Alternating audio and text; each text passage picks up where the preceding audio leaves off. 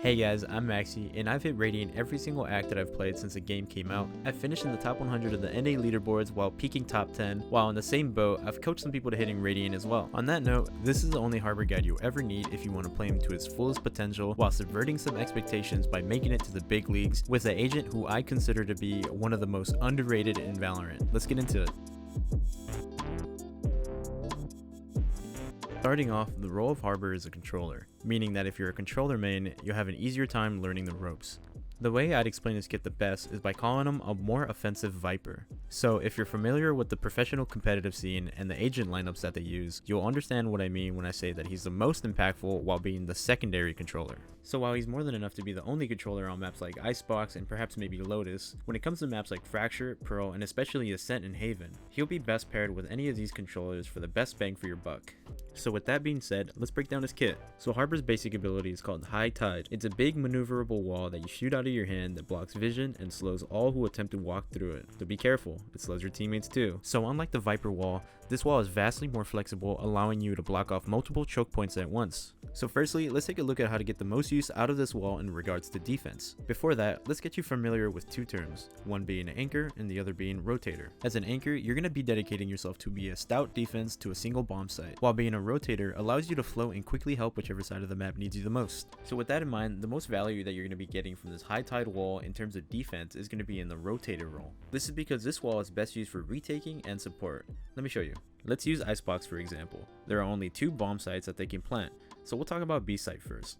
You have 2 options with your wall here. Save your wall for after they plant for a retake scenario, or use it earlier to help your teammates hold it down in a more supportive role. So tackling the retake scenario, let me show you examples on walls to use while retaking B site and why they work. This right here is going to be a really solid wall to toss if they planted the spike cleanly and tend to play off site and use lineups and the such. I like to go deeper in this scenario because you want to limit the space that they have to work with. The less space that they have means the less chances they have of pushing through the wall and making a play. To help you guys visualize it a little bit better, think about it perspective wise. Further is smaller, right? So if you guys are holding this wall versus this wall, there's less distance that your crosshair needs to travel. It may be minuscule, but once you start getting to the higher ranks, any edge that you can get helps. That's not to say that the other wall doesn't have its use. Say you're going against a team that's really aggressive and have already been confirmed to be pushed deep into sight.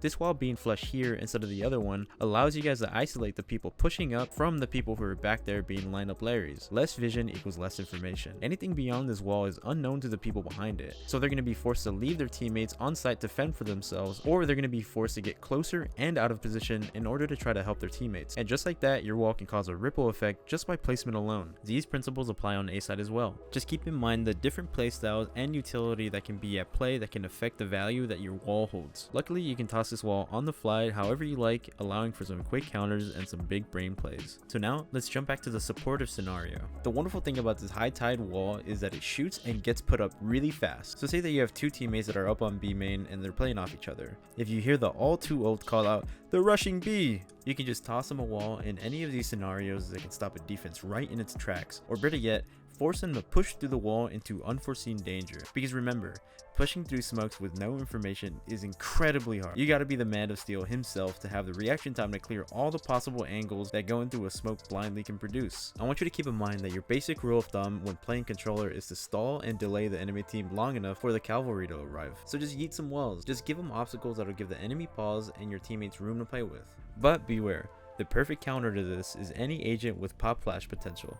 But on the other hand, any old regular Joe is going to have a bad time when an erect water wall pops out of nowhere while they're in the middle of pushing side. So now let's talk about offense, which I think is a strong suit. Now again, let's break down the high tide wall uses in 2 different ways. There's map control walls and site execution walls. Site execution walls are pretty self-explanatory, but let's talk about it anyways. Since you can move the wall like a wizard, you have the option to do some crazy things. But just remember, you want to isolate the bomb site from the rest of the map. There isn't anything crazy or out of the ordinary when it comes to this scenario, except for timing. That's something that I want you guys to be mindful of. You remember earlier when I mentioned that Harbor is best as a secondary controller? This is when his wall hits like crazy. If you pair him with a Brimmy, for example, you can toss your wall out first, saving Brimstone smokes for re-smoking the choke points. It's pretty much a numbers game at this point. Harbor's wall lasts around 14 seconds, while Brimstone smokes last around 20 seconds. That's 34 seconds you have to isolate the site, which becomes huge when you take into account that the spike takes 40 seconds to explode and 7 seconds to defuse.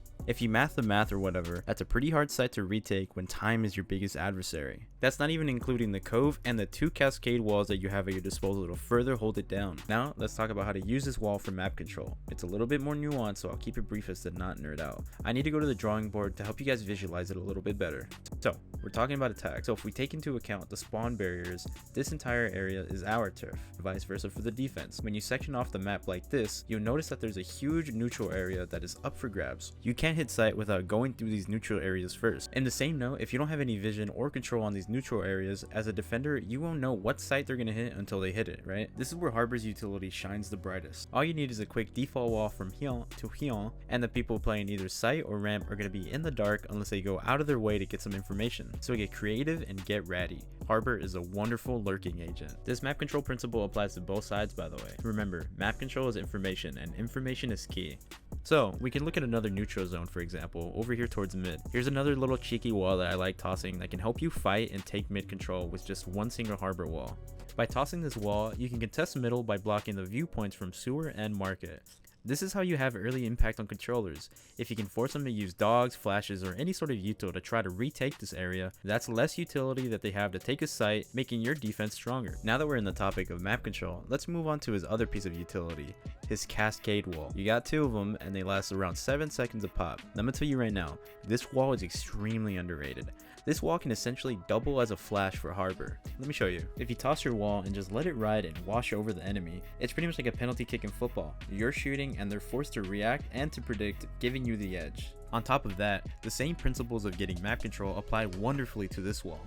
For example, Harbor can be an opera's worst nightmare. By tossing a Cascade in pivotal lanes early to deny information can be insanely impactful. If a guy has an operator here, he's forced to run the risk of being flashed, psycho plays, so realistically he's just going to be forced to play it safer if he's smart. This piece of utility can do wonders in slowing down teams that are uber aggressive. Now let's talk about his Cove bubble. This thing is a jack of all trades. You can treat it as a cocoon to give you extra safety to plan in positions that otherwise would be risky, giving you guys ample advantages when it comes to playing post plant. You can plant here instead of here, meaning if they don't have anything to block your guys' line of sight, or if you have lineups, it's practically a guaranteed round. So if you're feeling cheeky, you can play inside of it, get a pick, and it's going to be really hard to get traded because they're going to have to shoot the wall first. Speaking of playing inside of it, my favorite part of this utility is that you can make yourself virtually untradeable by setting up a one-way smoke for yourself.